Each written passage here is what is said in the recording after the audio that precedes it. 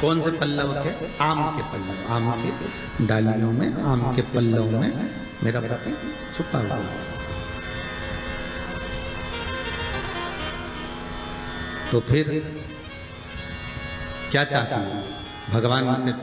माँ रति कह रही हैं, दिक्कत केवल इतनी सी है कि मेरा पति जलकर भस्म हुआ, वो आपने वर दे दिया कि वो कृष्ण के पुत्र बनकर हमें मिल जाएंगे, वो हम मान रहे हैं, सब जानते हैं हम, ठीक है। पर दिक्कत इतनी सी है कि जिस आम के पेड़ पर मेरा पति बैठा हुआ था, उसके चक्कर में वो आम का पेड़ भी जला। तो वो आम का पेड़ जो जला, उसने मुझसे कहा है कि पति का तो उद्धार हो गया, पर हमारा उद्धार कैसे? अब देखिए, कई लोग कहते हैं प्रश्न करने वाले पीछे नहीं हटते महाराज, बहुत प्रश्न करते हैं और प्रश्न कर कर पूछते हैं, गुरुजी ये कलश के ऊपर आम के पत्ते क्यों लगते हैं? उसका उत्तर है, ध्यान दीजिए। प्रश्न बहुत है तो उसके उत्तर भी बहुत है, बस उसको समझने वाला चाहिए।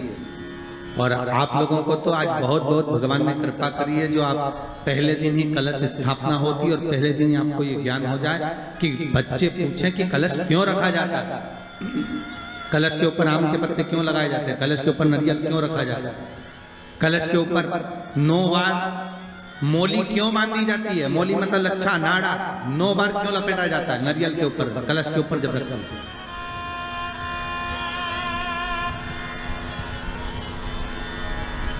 कलश के ऊपर जब जब श्रीफल रखाता है, नारियल रखाता है, तो उस पर 5 बार 7 बार मोली नहीं लपेटी जाएगी, तो 9 ही बार लपेटी जाएगी। 5 या 7 बार लपेटते हैं तो कहते हैं कि लक्ष्मी की छिन्नता होती है, और वो 9 बार लपेटी जाती है तो भरपूर लक्ष्मी का भंडार भरती है।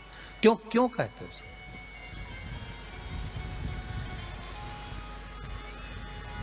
महाराज आम के पल्लव, तो मैं केवल आपसे इतना सा निवेदन करना चाहती हूँ, आपसे केवल इतना कहना चाहती हूँ कि प्रभु मेरे मन का संशय मिटा दीजिए, और जो आम का वृक्ष मेरे पति के साथ जलकर भस्म हुआ है, उसकी विनती को आप स्वीकार कर लीजिए, आप उसके लिए भी कुछ कृपा कर दीजिए।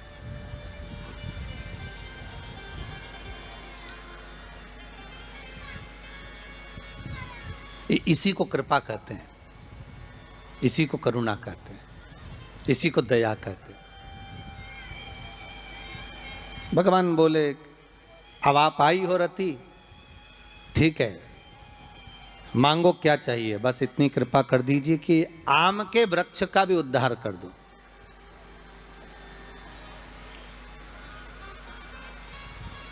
शिव जी ने कहा हम वर प्रदान करते हैं रति, जहां शिव और शक्ति है, जहां 33 कोटि देवता इस कलश के अंदर विराजमान होंगे, उस जगह पर स्वयं कंठ पर जहां पर मेरा निवास होगा, उस जगह पर ये आम के पल्लव अमृत के तुल्य माने जाएंगे, और इनका निवास हमारे ही हाथ में, हमारे ही हस्त कमल में विराजमान होगा, हमारे ही हाथ में। कितना सुंदर है महाराज जी। उस आम के पल्लव की महत्वता को जरा जानिएगा, बहुत बहुत ध्यान दीजिएगा। आम के पत्ते देखें आप लोगों ने, अरे बोलो जम के तो बोलो, देखें उसका प्रयोग कभी आप लोगों ने करा? आम के पत्ते का कभी प्रयोग कर कर देखिएगा। अभी तो नवरात्रि चल रही है, नवरात्रे में जब 5वां दिन नवरात्रे का रहे, चैत्री नवरात्रे का 5वां दिन रहे, और मान लो कि आपके घर में किसी बच्चे की, लड़के की या लड़की का या मंगल विवाह नहीं हो रहा हो, या शादी नहीं हो रही हो, या उस लड़के लड़की के लिए बहुत प्रयास कर लिया आपने और उसकी शादी हो ही नहीं रही, अथक प्रयास आपने कर लिया और उसका मंगल विवाह नहीं हो रहा, तो ये देवी भागवत में स्पष्ट कहा गया है, देवी भागवत में वर्णन किया गया है, देवी भागवत में वर्णित किया गया, और देवी भागवत में कहा गया कि आम का जो पत्ते होते हैं, आम का जो पत्ता होता है, आम का जो पल्लव होता है, उस आम के पत्ते पर हल्दी और सिंदूर इन दोनों से स्वस्तिक का निर्माण किया जाए। देवी भागवत का संवाद है, बहुत ध्यान देना महाराज। जिन कन्याओं का विवाह ना हो पंचमी के दिन, नवरात्रे की कोई सी भी पंचमी, मतलब जो पंचमी तिथि पड़ेगी, कोई भी नवरात्रा हो, चाहे वो 4 नवरात्रे में से, चाहे वो पौष का हो, अश्विन का हो, चैत्र का हो, आषाढ़ का हो, किसी भी नवरात्रि में आप कर सकते हैं। एक पान के पत्ते पर, एक ही पत्ते पर जो 2 स्वस्तिक बनेंगे, एक हल्दी का बनेगा, एक सिंदूर का बनेगा। बस अंतर इतना है, जो हल्दी का स्वस्तिक है उस पर कंकु के चावल अर्थात रौली के चावल, रौली कुंकू के चावल रखना है, और जो सिंदूर का है उस पर हल्दी के चावल रखना है। इतना रखकर जिस लड़का लड़की का विवाह नहीं होता उसकी हथेली पर रखकर उसका नाम और गोत्र बोलकर महाराज उसको ले जाकर नीम के पेड़ के नीचे उसको रख दिया जाता है। मात्र 3.5 या 4 महीने ऐसे रहते हैं जिसके अंदर उस लड़का लड़की का विवाह पक्का हो जाता है। जिसका विवाह नहीं होता केवल उसी के लिए, जिसका मंगल विवाह ना हो रहा, आम के पल्लव में शिव का वर प्रदान है, आम के पल्लव में शंकर का आशीर्वाद, आम के पल्लव में शिव का आशीर्वाद।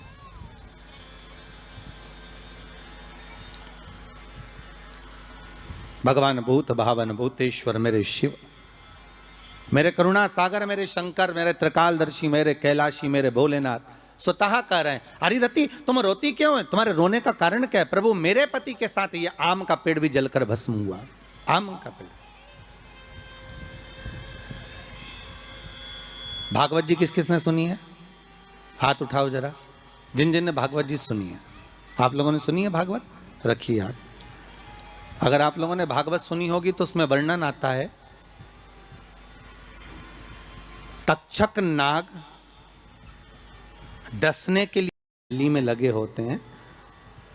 वो डाली कोमल सी डाली, 11 टुकड़े महाराज एक कच्चे सूत से लपेटकर 11 बार उसका भाग, जब उसको लपेट लोगे इस तरह से इकट्ठा करके, आगे का जो भाग है 11 बार कच्चा सूत लपेटने के बाद जो भाग पीछे का आगे का कोई भी हो उसको शहद में डुबाकर शिव जी को समर्पित कर दो। किस जगह पर रखना है? अशोक सुंदरी वाली जगह। अशोक सुंदरी की जगह जानते हो आप लोग?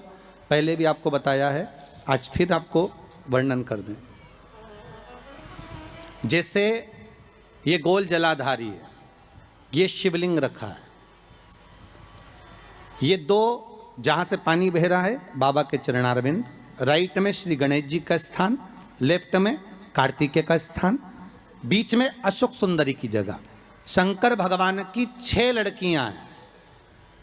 भगवान शंकर के 13 बच्चे, 13 बच्चों में से 6 लड़कियां, उस 6 लड़कियों में से एक लड़की का स्थान, भगवान शंकर की एक बेटी का स्थान, अशोक सुंदरी का स्थान सामने है।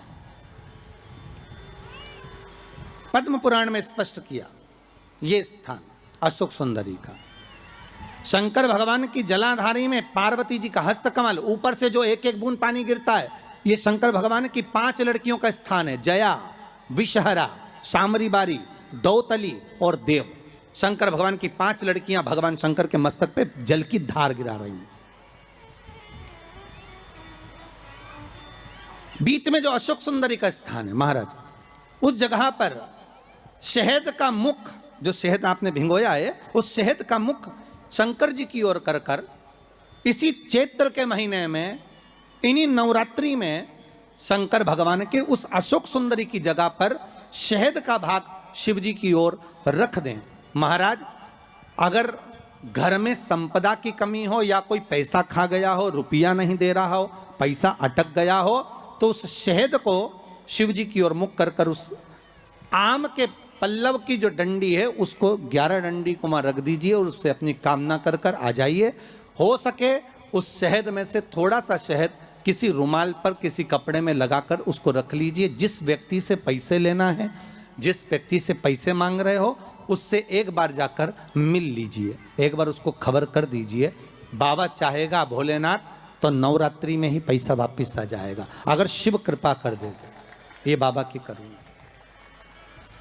आम का पल्लव कोई साधारण नहीं, जिसको कलश के ऊपर रखा जाता है। शिव की कृपा, जिस आम के पेड़ पर स्वयं कामदेव चढ़कर भगवान शंकर के तीसरे नेत्र द्वारा जलकर भस्म हो जाते हैं, वो आम का पेड़ साधारण नहीं हो सकता।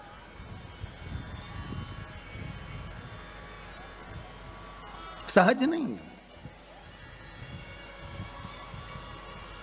और वैसे भी शिव शिव है महाराज, भोलेनाथ से निराला।